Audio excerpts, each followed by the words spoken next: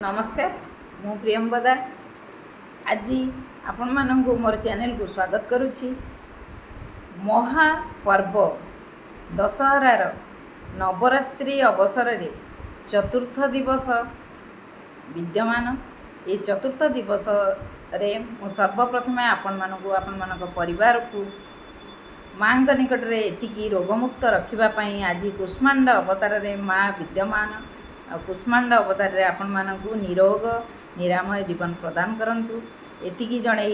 आजिर मोर जो प्रसंग रही जुगे जुगे धर्मर ही जय होता है, किंतु आमे माने प्रतिदिन आमर जो कार्य निर्वाह करिथाउ सेथिरे अति शीघ्र समस्तंकर शुणिबा कथा उपरे विश्वास करिवे, किंतु शुणिबा कथाटा जे सबुबले मिथ्यार ही प्रचार प्रसार अति शीघ्र होता है।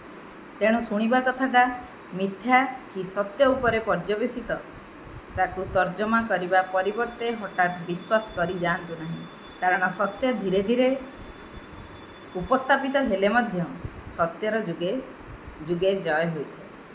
आजिर ए पर्व अवसर रे माँ दुर्गांकर आविर्भाव भी अधर्म उपरे धर्मर जय करिबा पई, असत्य उपरे सत्यर जय कराइबा पई एवं अन्याय उपरे न्यायर प्रतिष्ठा पई माँ दुर्गा आविर्भूत होइथिले। से तांकर समस्त देवदेवी तांकर शक्ति प्रदान करी संसार को रक्षा करथिले। तेणु एही दिवस अवसर रे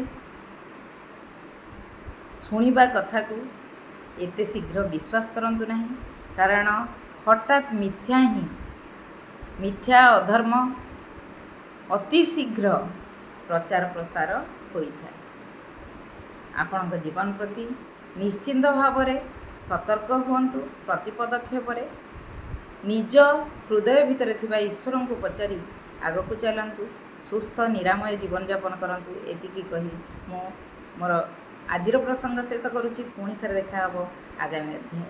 नमस्कार।